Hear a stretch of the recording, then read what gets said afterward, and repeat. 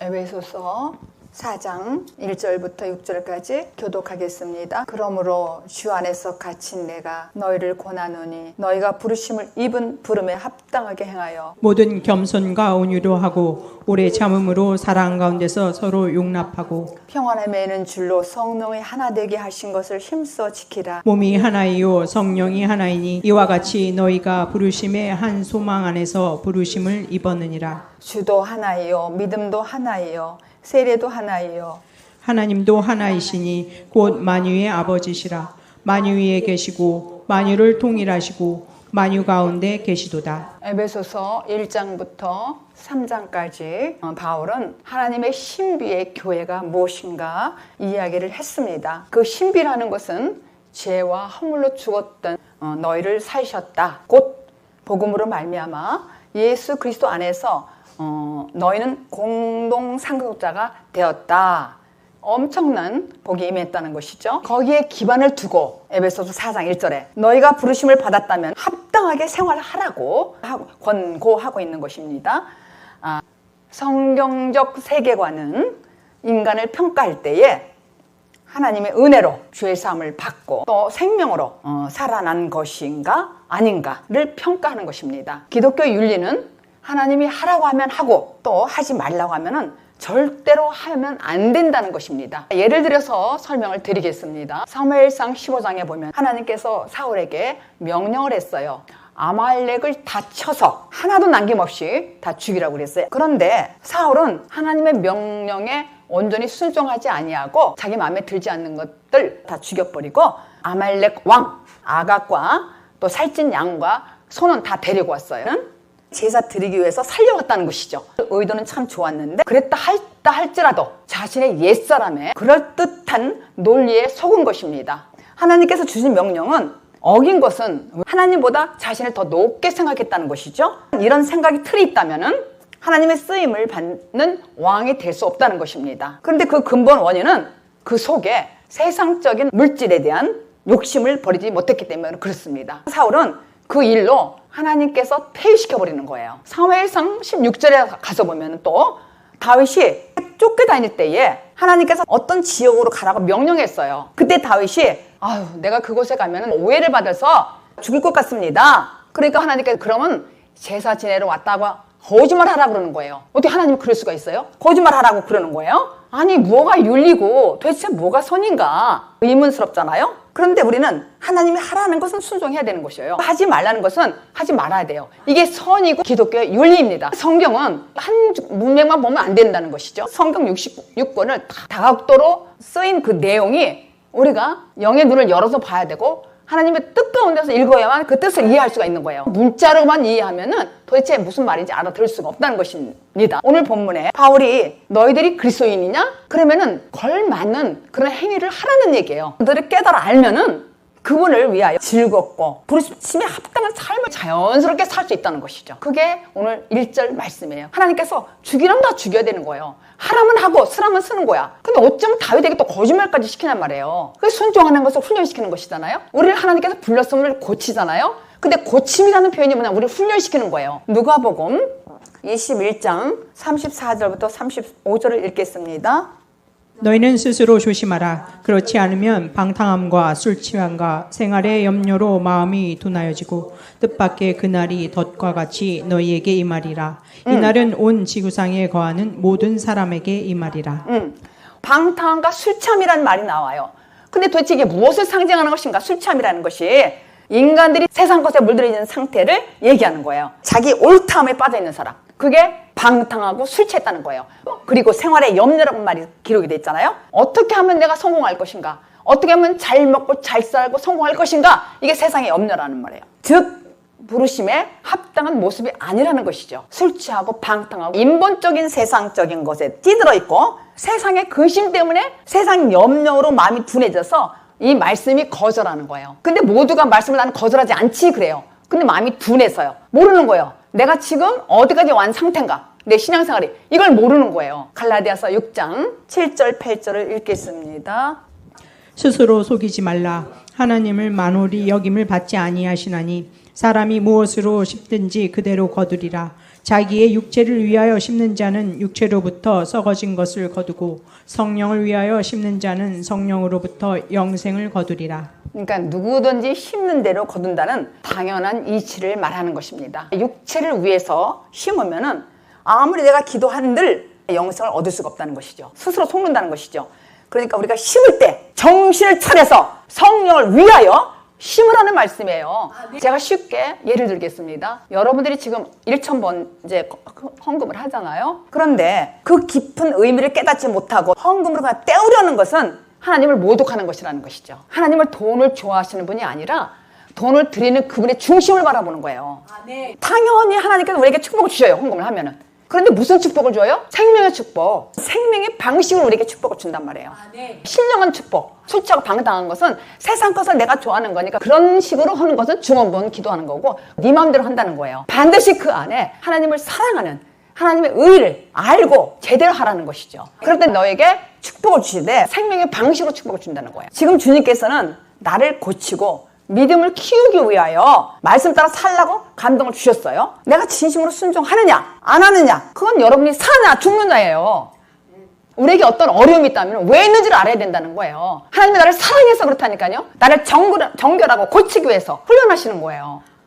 그 축복이죠. 심판이 나한테 온 거예요. 이 땅에서 내가 심판이 온다는 건 뭐냐면 그게 마지막 날이야. 내가 정말 끝까지 갔을 때 날 사랑하셔서 주님이 여기서 살아있을 때 나를 훈련시키는 것이 감사하다니까.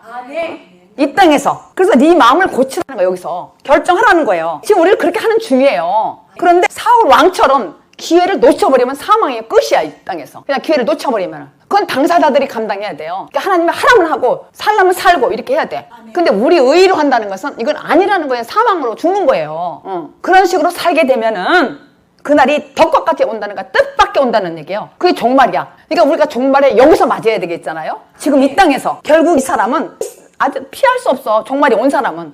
그러니까 우리가 지금까지 여러 가지 생활 가운데서 어려움이 있었단 말이에요. 나름대로. 물질의 어려움, 또 몸의 어려움, 자녀들의 어려움. 근데 이 미국 땅에 와서 여러 어려움이 왔지만은 우리에게 가만히 생각해보니까 좋은 게 뭐가 있어요? 하나님을 더 전폭적으로 의지하게 됐잖아요. 그게 우리는 축복받은 거예요. 신령한 복을 받은 거란 말이에요. 얼마나 감사한지 몰라. 이게 신비야. 신비가 다른 게 아니더라고요. 그런데 우리가 육신을 벗고 하나님 앞에 섰을 때에 내놔야 되는 것이 있잖아요. 뭘 내놔요? 그때는 늦어. 고칠 기회가 없어요. 이 땅에서 우리가 고침을 받아야 돼요. 훈련을 받아야 된단 말입니다. 우리의 세계관이 변하기 위해서는 참된 복음을 공부를 해야 돼요. 이 말씀을 들어야 돼요. 말씀 따라 살아야 돼요.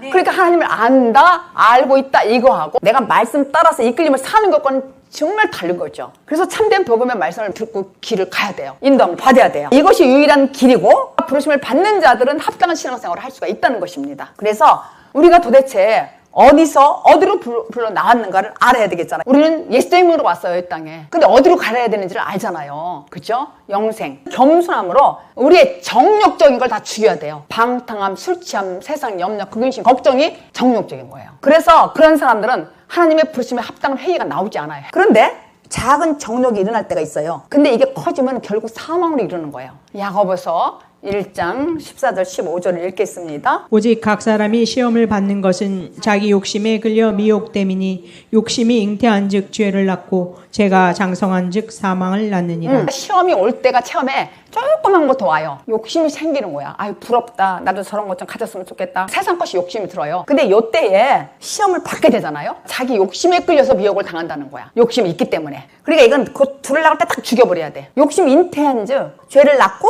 그 죄가 장성해서 사망으로 간다는 거야. 그걸 하나님 쪽으로 기도해야 되는데 기도 왠지 할 때는 중원문 하잖아요. 그러다가 계속 기도하면 골방을 날 이끌어. 하나님과 나와의 비밀 기도를 한단 말이에요. 그러면 아 내가 욕심이었구나. 내가 미혹에 끌렸구나 생각한단 말이에요. 그러면서 그걸 죽여버리는 거야. 장성하지 않도록. 장성하면 사망이야. 죽는 것밖에 없다고요. 초동 단계에서 죽여버리라는 것이죠. 그냥 확 죽여버리는 거야. 사람이 무슨 일을 하든지 간에 그 결과는 그 사람 책임이라는 거야. 이거 핑계 댈 거 없죠. 그냥 시험만 내 탓이야. 내가 감당해야 된다는 것입니다. 상대방이 나를 미혹해서 그랬는데요? 이러잖아요. 우리 부인이 이래서 그랬는데요? 내 남편이 이래서 그랬는데 그것은 자기 안에 미혹의 요소가 있기 때문에 넘어간 것이지 핑계를 대는 거야. 상대방이라고. 내 안에 그게 있단 말이에요. 그러니까 자신의 안에 미혹의 요소가 있기 때문에 내가 반응하는 것이고 결론은 내가 책임져야 되는 것이죠. 그러니까 누구 탓할 것이 없어. 내 안에서 일어나는 얘기란 말이에요. 하나님께서 나를 훈련시키는 때가 있단 말이에요. 하나님은 금방 사람을 쓰지 않아요. 하나하나 단계를 넘어와서 말씀 따라서 나를 만들어요. 그런 다음에 쓰는 거예요. 근데 우리는 능력받고 은사받고 그러면 확 뭔가 주님 일을 하려고 생각해. 근데 하나님은 그렇게 쓰시질 않더라고요. 차츰 인도해서 하나님의 사람으로 그릇으로 만들어서 날 쓰는 거예요. 2절 본문 읽겠습니다. 모든 겸손과 온유로 하고 오래 참음으로 사랑 가운데서 서로 용납하고. 온유함이라는 것은 내가 힘을 가지고 있지만 그 힘을 자기를 위해 쓰지 않는 사람이 사실 온유함이야. 훈련받아서 단련된 사람, 길들여진 사람이 온유함이 나오더라고요. 많이 기도한 사람, 많이 고통을 당한 사람을 가만히 보면은 하나님의 사람으로서 온유함이 나오더라니까요. 그래서 어떤 일이 닥쳐도 그 자세나 반응 같은 것이 나오는 거예요. 구체적으로 설명한다면 예수님께서 나는 온유하고 겸손하다고 그랬어요. 사랑은 하나님으로부터 예수님을 통해서 우리에게 오잖아요. 각자 인생에게 나에게 사랑이 오잖아요. 성령 사랑이니까 사랑이 오잖아요. 그러면 나에게 두려움이 실체가 나가잖아요. 이게 무슨 말이냐, 살다 보면은 여러 가지 힘들어. 미국에 오니까 뭐 렌트비라든가 먹고 사는 거 다들 힘들어요. 안 힘든 게 하나도 없어. 어떻게 보면 이 미국이 예수 믿는 게 너무 좋아요. 어렵고 고통당하고 실패가 있기 때문에 더 주님 쪽으로 깊이 들어갈 수가 있다는 얘기예요.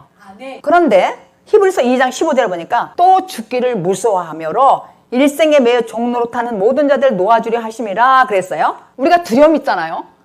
말은 안 하지만 그냥 공허하고 어떤 혼돈하고 이런 상태에서 두려움으로 빠져 들어가잖아요. 이게 뭐야? 나 이러다 죽는 거 아니야? 나 성공도 못하고 이러다 끝나는 거 아니야? 이렇게 생각하잖아요. 내가 하나님 믿는데 이게 뭐야? 이런 사람이 거반 많이 있더라고요. 제가 상담하다 보니까. 근데 그런 사람에게 하나님께서는 하나님의 사람으로 바꿔주기 위해서 하더라니까요. 알고 보니까 종말 때 심판이 오면 지옥에 갈까 봐 두려워하잖아요.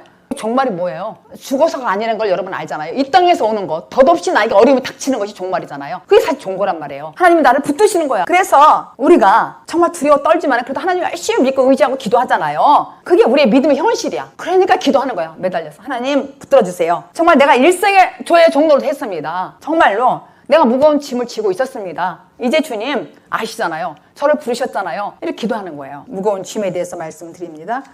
마태복음 11장에 예수님이 나는 온유하고 겸손하다 그랬어요.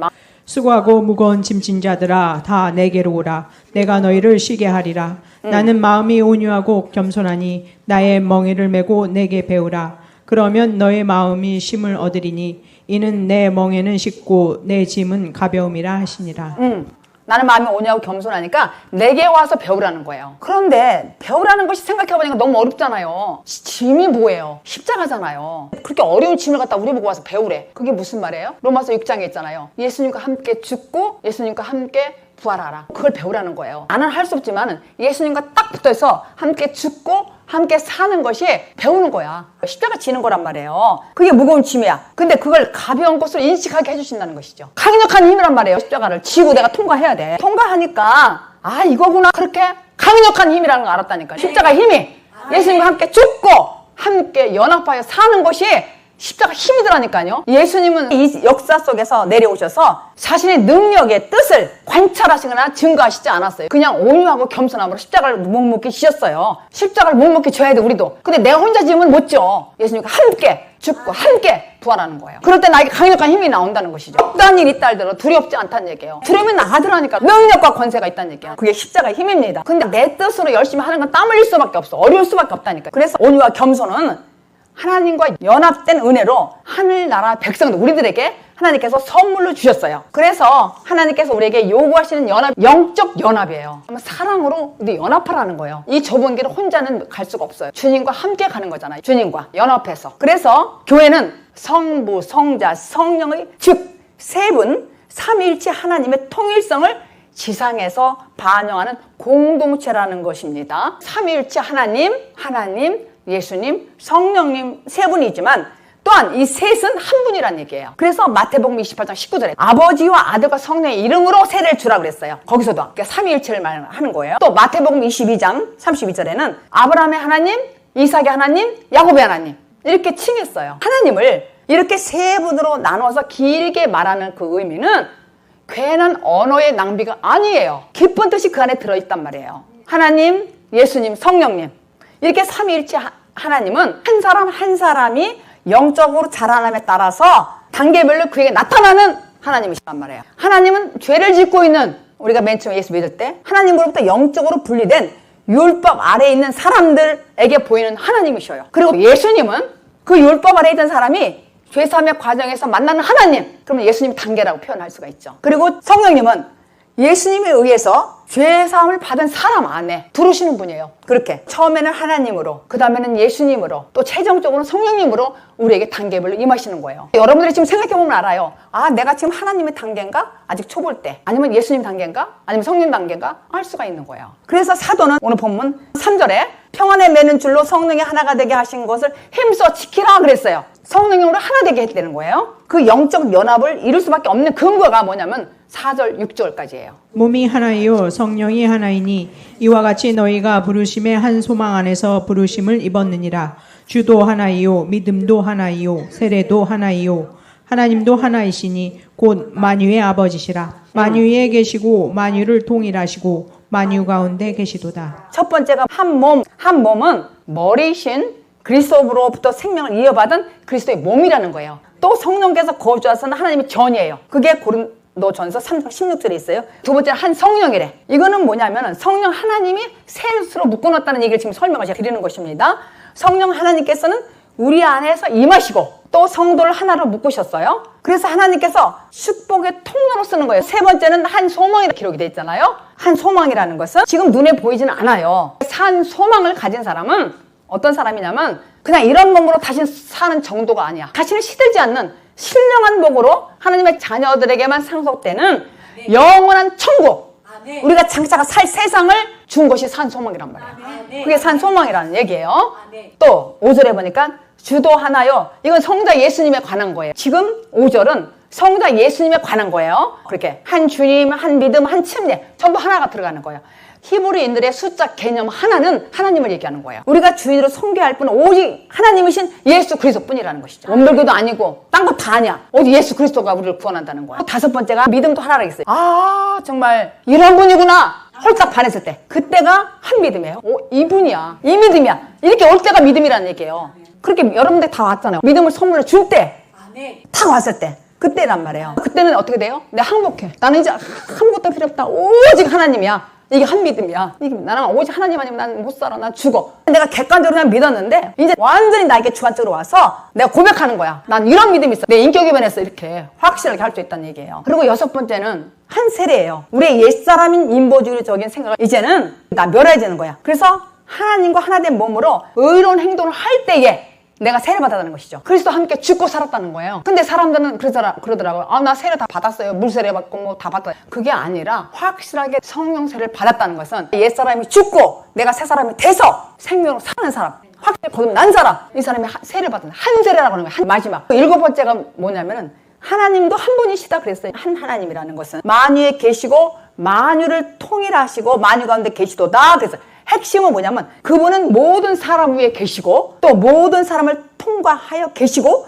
모든 사람 안에 계시다 이거예요. 바울이 평안에 매는 줄로 하나 되게 하신 부르심에 합당한 행동을 해라 이렇게 했잖아요. 이 말씀이 권유의 핵심이란 말이에요. 한 분 하나님은 하늘에 속한 모든 신령한 복을 우리에게 주셨어요. 이런 복을 받는 저와 여러분이 되기를 예수 그리스도 이름으로 축복합니다.